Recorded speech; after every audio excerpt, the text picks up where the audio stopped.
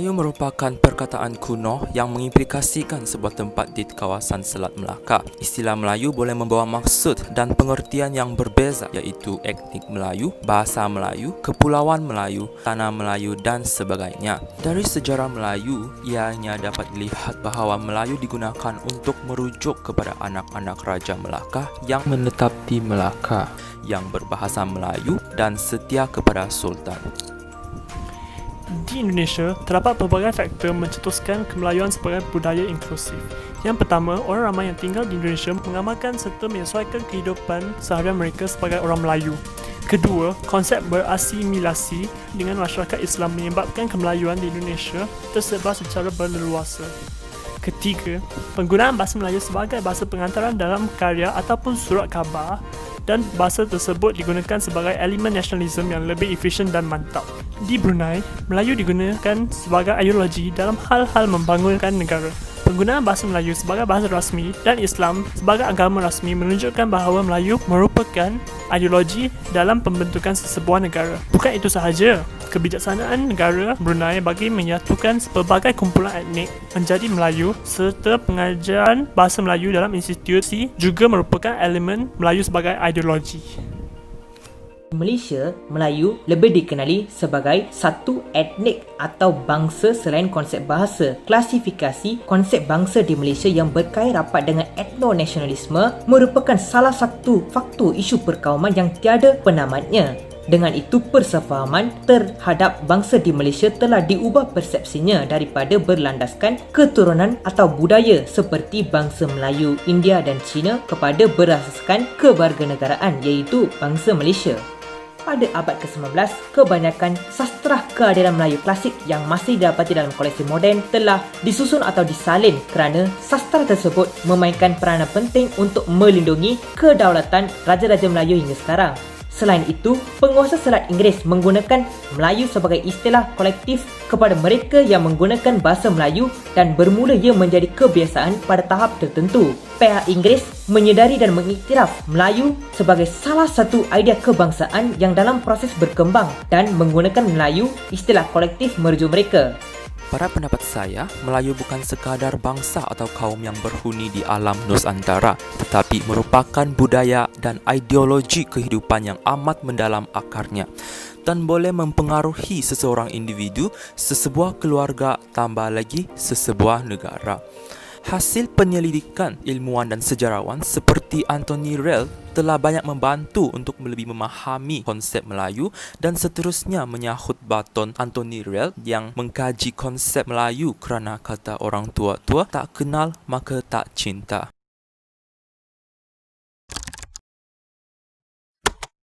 Agama Hindu merupakan agama dan dharma atau cara hidup. Penganut agama Hindu menggunakan istilah Sanatana Dharma, iaitu jalan yang kekal. Agama Hindu dianggap agama tertua di dunia, tetapi pengasas dan tarikh yang diasas masih tidak diketahui. Agama Hindu mempercayai politeisme, iaitu lebih daripada satu dewa, contohnya pencipta Brahma, pemelihara Vishnu dan pemusnah Shiva. Terdapat 5 prinsip asas dalam agama Hindu. Wujudnya Tuhan Tunggal, manusia itu suci, perpaduan melalui cinta, harmoni agama dan pengetahuan tentang sungai yang suci, kitab suci dan juga mantra suci. Penganut agama Hindu juga dibahagi kepada mazhab yang berbeza mengikut dewa atau dewi yang disembah, contohnya Saivism, Vaishnavism, Sakta, Kawara, Ganapatiyam dan Sauram. Kuil kaca Aromigu Sri Raja Kalaiman merupakan salah satu kuil Hindu tertua di Johor Bahru. Bermula pada tahun 1922 sebagai tempat perlindungan sederhana di darat yang dipersembahkan oleh Sultan Johor. Kuil kaca ini hak milik Encik Sri Sinatambi Sivasami, di mana beliau mewarisi kuil tersebut daripada ayahnya pada tahun 1991. Kuil kaca Aromigu Sri Raja Kalaiman merupakan sebuah kuil yang luar biasa daripada kuil-kuil yang lain kerana keistimewaan seni binanya yang mempunyai karya seni kaca yang berwarna-warni yang menarik perhatian mata dunia terhadapnya.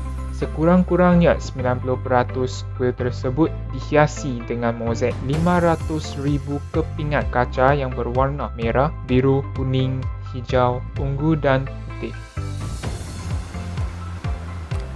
Karya seni kaca yang terdapat di Kuil Kaca Aromigu Sri Raja Kaliman disempurnakan dengan kesan kreativiti eksklusif dan luar biasa. dari 6 warna kaca yang berbeza, dibuat dengan teliti untuk setiap dinding dan tempat suci. Kuil kaca Arumugam Sri Raja Kaliaman juga merupakan salah satu destinasi pelancongan yang tersohor di Johor dan Malaysia. Lebih kurang 1 hingga 2 juta penganut agama dan pelawat mengunjungi kuil tersebut untuk pelbagai tujuan setiap tahun. Kuil kaca Arumugam Sri Raja Kaliaman juga banyak menyumbang kepada penganut, masyarakat dan juga negara.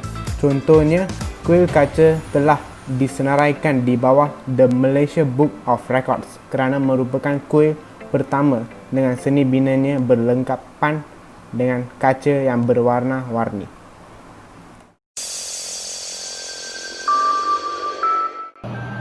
Nama saya Mahaniswari. Nama saya Aiwan Arumugam. Saya beragama Hindu. Agama yang saya anuti ialah agama Hindu. Sebab saya dilahirkan dalam keluarga Hindu. Ia diwarisi secara turun-temurun dalam keluarga. Dalam agama ni, agama Hindu, kita percaya satu Tuhan, iaitu Brahma, dan ada penjelmaan, iaitu Brahma sendiri, Vishnu dan Shiva. Agama Hindu berkait rapat dengan istilah bahasa Sanskrit iaitu Sanatana Dharma yang berbawa maksud agama yang kekal abadi. Agama Hindu menitiberatkan konsep Dharma yang menjadikan panduan hidup. Dharma saya sebagai seorang guru untuk berkongsi ilmu pengetahuan dan mendidik ajar. Amalan yang paling utama ialah tidak menyusahkan orang, menolong orang yang memerlukan dan tidak menyakiti sesiapa. Itu adalah konsep Dharma yang paling utama. Selain dari itu, ada banyak pendekatan dalam agama ini, jadi saya pilih pendekatan spiritual daripada ritual. Agama merupakan pedoman kehidupan masyarakat. Kepentingan beragama kepada setiap manusia ialah dapat membentuk manusia yang berakhlak mulia. Agama penting sebab dia adalah pedoman atau satu guideline untuk hidup dalam masyarakat dan juga untuk diri sendiri. 对于我们华人的文化，你有什么样的看法？它的起源啊，还是它的，就是你个人对这个文化的看法是什么？它就是一种民间信仰哦，对这些历史人物的崇拜哦，神话啦哈，在神明方面哦，就像关公啊、孔明啊。我们平时会怎样去把这个我们传承下来的文化去用在我们的生活当中呢？其中一样就是新年哦，一定会有一个年除夕，就是祭拜祖先，拜好了大家就坐下来吃团圆饭。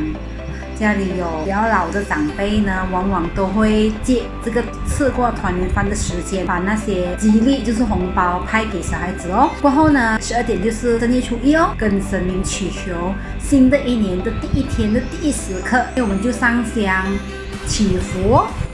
为什么文化对一个马来西亚人这样重要呢？不管是什么种族文化都好啦。文化呢，就是能够把我们祖先的智慧传承给我们的下一代。所以我们现在才知道他们是从哪里来的，他们的根是在哪里。接下来呢，通过新年啊，通过节日啊，互相送礼啊，来加强彼此的感情哦。 Berdasarkan temu bual bersama Encik Ariwanandam dan Dr. Mahaniswari, kita mendapati bahawa agama Hindu diwarisi secara turun-temurun dalam satu keluarga. Menurut Puan Lo pula, budaya masyarakat Cina berasal daripada 3 aspek, iaitu aspek kepercayaan, aspek sosio-ekonomi dan juga aspek penyelidikan yang berkait rapat dengan kehidupan seharian. Untuk soalan yang berkaitan dengan tahap pengalaman agama dan budaya dalam keluarga, Encik Ariwanandam dan Dr. Mahaniswari menekankan konsep Dharma dalam kehidupan seharian. Puan Lo pula mengamalkan budaya kaum Cina melalui sambutan pelbagai perayaan sepanjang tahun seperti Tahun Baru Cina dan lain-lain. Untuk soalan yang terakhir berkaitan dengan kepentingan agama dan budaya terhadap keluarga dalam membina masyarakat yang bertamadun, mereka berpendapat bahawa agama merupakan pedoman kehidupan masyarakat. Bagi Puan Lo, budaya itu penting kerana ianya merupakan kunci untuk mempelajari dan memahami ilmu dan kebijaksanaan nenek moyang kita.